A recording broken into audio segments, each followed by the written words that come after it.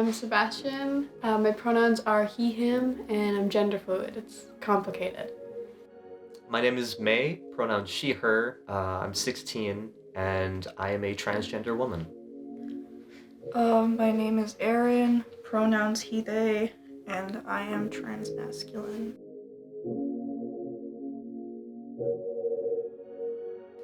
I found out I was queer from, my sister came out a little bit before I did, and she did a lot of education in schools and things, both for queerness and other things. And she gave me a lot of resources, and it gave me the words to understand what I was feeling and what I was going through. Also because I have other family members who are queer and have been out for longer than I've been alive, and I understood that I related to them more than, I thought I did. I mean, it started when I was 13 and I liked a girl, and then I thought I was a lesbian for a while, and then I figured I wasn't, and then in terms of my transness, I knew for a long time that I was probably trans since I was 13 or 14, but I only came out at 16 because I guess that's when the dysphoria got to a boiling point where it's I can't live as a girl anymore, I was okay, I'm trans, but it's easier to live as a girl, so I'll just do that. And then it got really hard to live as a girl, so I came out. I think I am visibly queer. I think that when people look at me, they're probably know that I'm not cishet, even if the person isn't part of the queer community. So, that makes it a little scary sometimes to just go about living in the world, because you never really know, who's gonna be chill with your queerness and who's not. I do think that I am, a little visibly queer. I find that, kind of goth people and queer people, there's a lot of blend together just because they're both outcasted by society a little bit. And I find that I find more comfort with goth people, even if they themselves aren't queer, just because I know that, we're both a little out of the norm, It also kind of means that I'm misgendered really often, and when it happens, it feels really pointless to correct it. Also, a lot of kids ask if you're a boy or a girl, which is a weird question to answer. I don't like that question. I love being queer because I am queer. I do like being queer. I think that, actually understanding myself as a person for me rather than for somebody else feels much better than not. I think that any time that I'm uncomfortable or anything with queerness doesn't have to do with me or my queerness. It has to do with the environment that I'm in. And, that's not my problem. That's somebody else's. So, for a long time, I really didn't like that I was queer. I didn't want to be, especially when I was a kid. I was very I guess in denial about it, very deep in denial. And even when I figured out that I was queer, it was kind of a thing where I hate this, I don't want to be this, it's hard and it doesn't seem worth it.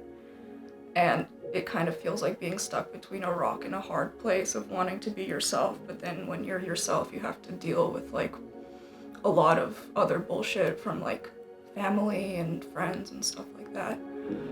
So it's tricky, it's not easy to accept yourself, and I hated myself for being queer for a very long time.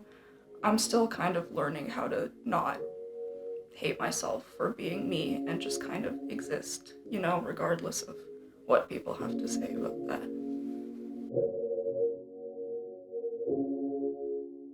I don't think queerness affects who I am as a person, unless being gay is a personality trait.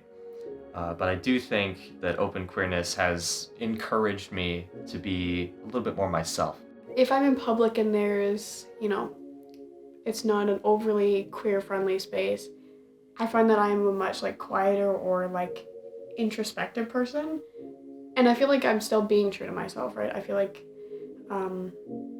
keeping myself safe in instance like that is still me being true to myself, but it's very different than if I was in a safer space, I guess.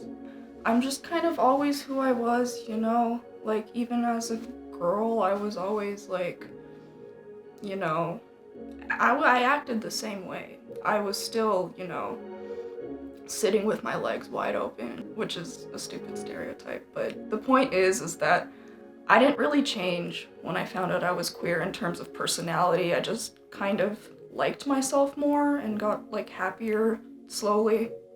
But yeah, I guess I'm less shy now that I know that I'm queer, and I'm kind of more open to having friends and stuff like that. My favorite moment in queer history was the Stonewall riots. riots. I think that queerness as an idea is thoroughly intertwined with rebellion and counterculture. And I think the Stonewall riots really exemplified that. Police were brutalizing people in queer clubs, queer bars, just for being queer, you know, just for like being there. And so when they fought back against the police, it was like, you know, a big moment, being like, we're not just gonna sit here and take shit from you guys, you know what I mean? My favorite moment in queer history is the Lesbians and Gays Support the Minors movement from the UK, because I also dislike Margaret Thatcher a lot, and like the coming together of both like the queer community in the 80s, especially when, you know, AIDS was a really, really big thing, and this mining town who had been screwed over by Margaret Thatcher, and like the coming together of both of them. And even when, you know, queer people were on super hard times, they still found the time and found the resources to support this community who had all been laid off. And I don't know, it just makes me hopeful, I guess.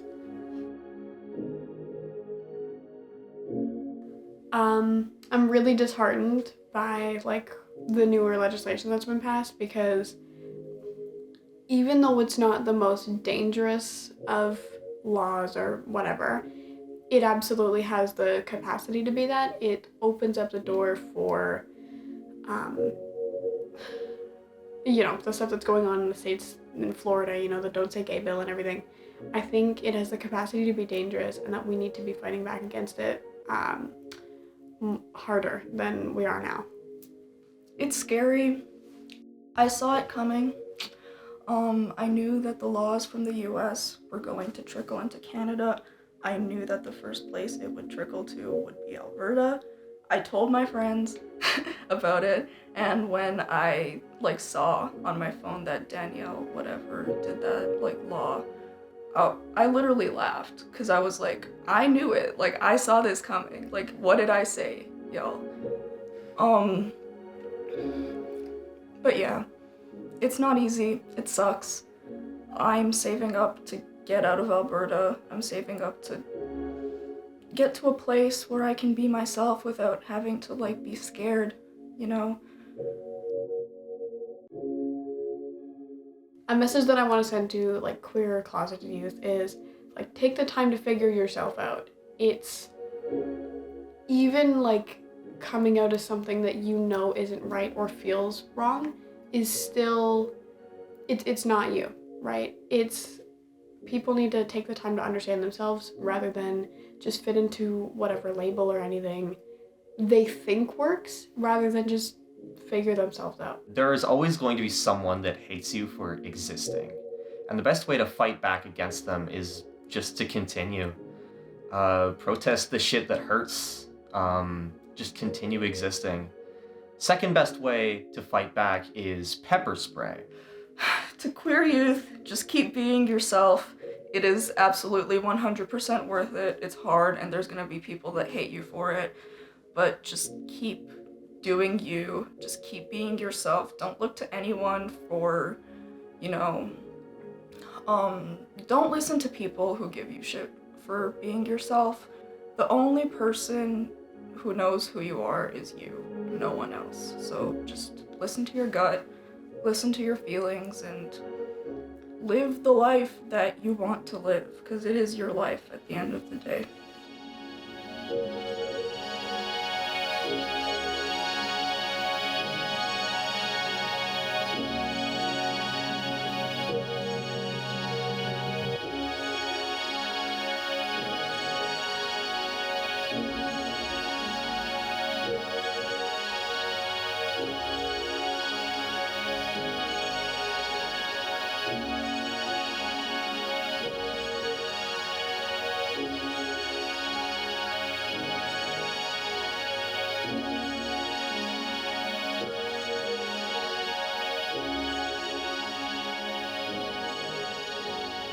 you.